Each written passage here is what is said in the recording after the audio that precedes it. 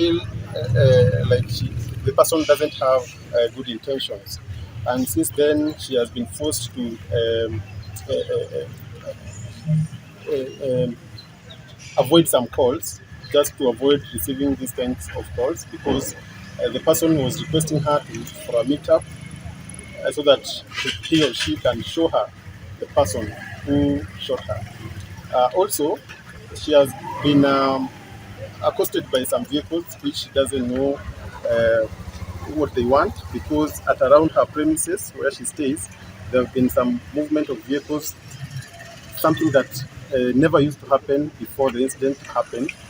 And we felt as the association it was important for her to make this formal complaint to the police so that investigations can be done and the people who are doing this, the people who are following her and calling her, can be identified and her security can be guaranteed. With the investigation, we feel like these incidents or these intimidations have something to do with the investigations that are going on, and possibly maybe the person might be wanting her to drop the push for justice. But we would want we would want to ask the agencies involved, the IPOA, the ODPP, and the police to cooperate so that to ensure that this matter comes to a conclusion. We want to see justice take its course because we feel the investigations have really taken time and these things are happening because of this delay.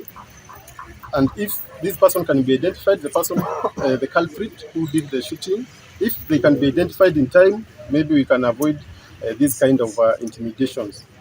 Uh, at the moment, the IPOA says they are still waiting for a report from the DCI uh, before they can forward the file to the ODPP. And we just want to request this agency, the ODPP, the DCI, to speed up this investigation so that we know the next course of action. We also want, I also want to bring to the attention of the public that a number of journalists have reported also receiving calls from these people who claim to have this information. But the funny thing is that they are not identifying themselves.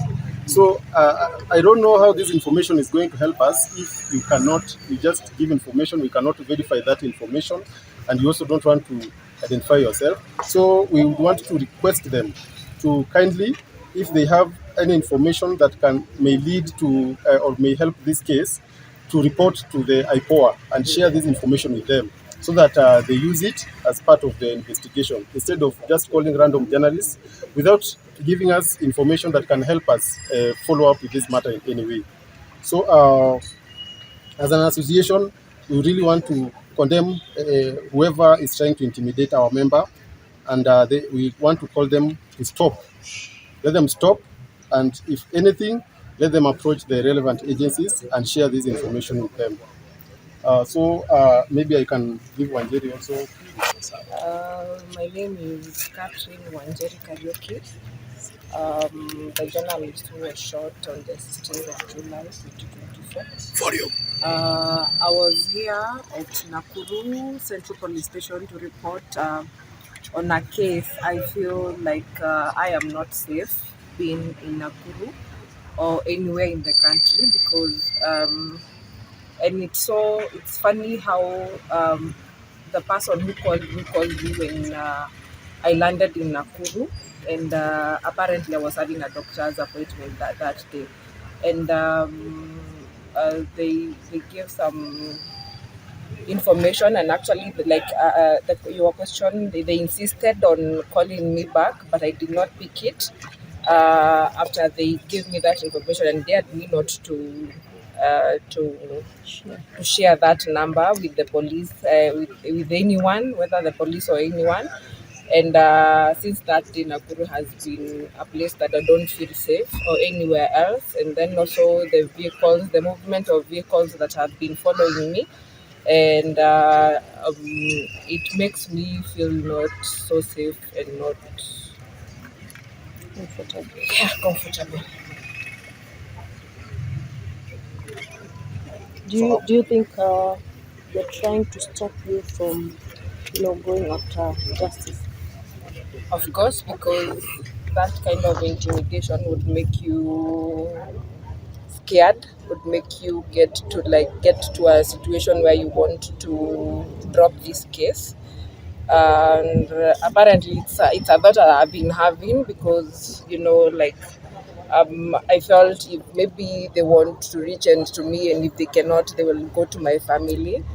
So it's something, it's a thought that I've been having, but the association has told me that the case is ongoing, and like you see now, we've been told that there is a hold at the DCI, and the more the case takes long, the longer I'll feel I'm not, because I know, and we all know that the person who shot me is out there, is still working, and we don't know what powers they have in the National Police Service department. So I don't know what protection they have. So, and like I would say, I'm just a normal journalist. So for me, I have no protection, because it's a police officer who shot me. So if it's a police officer who shot me, I'm just a mere human being loitering around Nakuru and everywhere that I go. I don't feel like I am safe. Yes. Maybe a quick follow-up.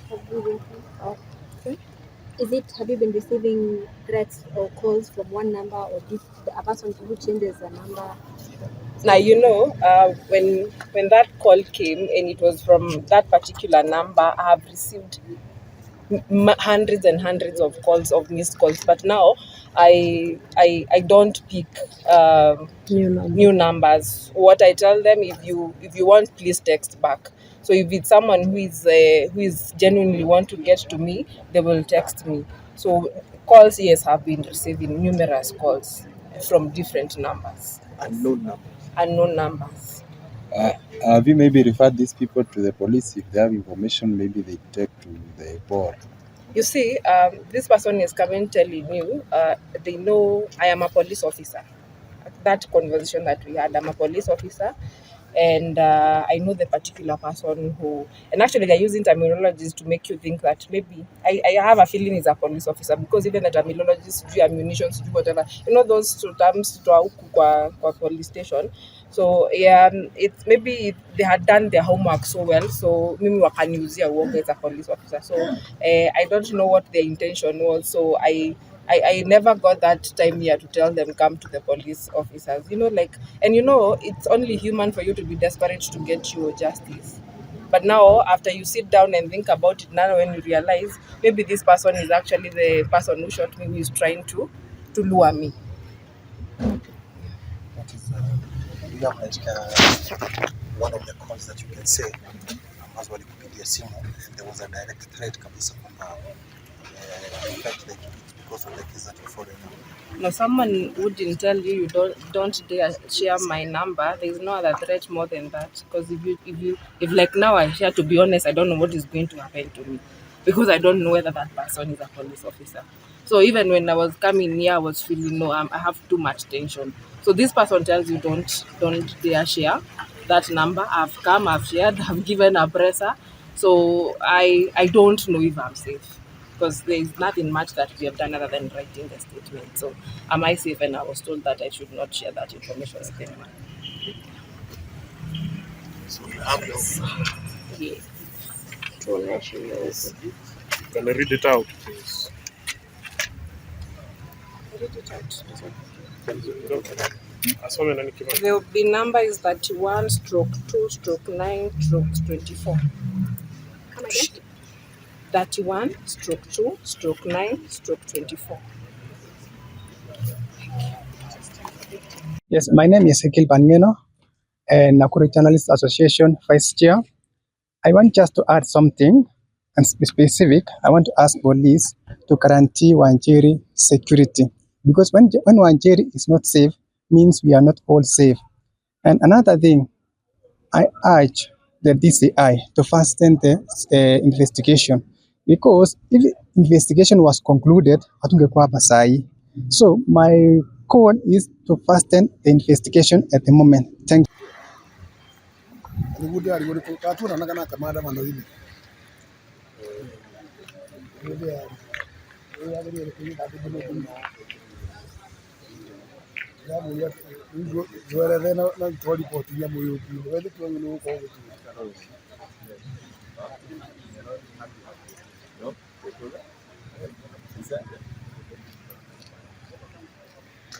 Oh, oh.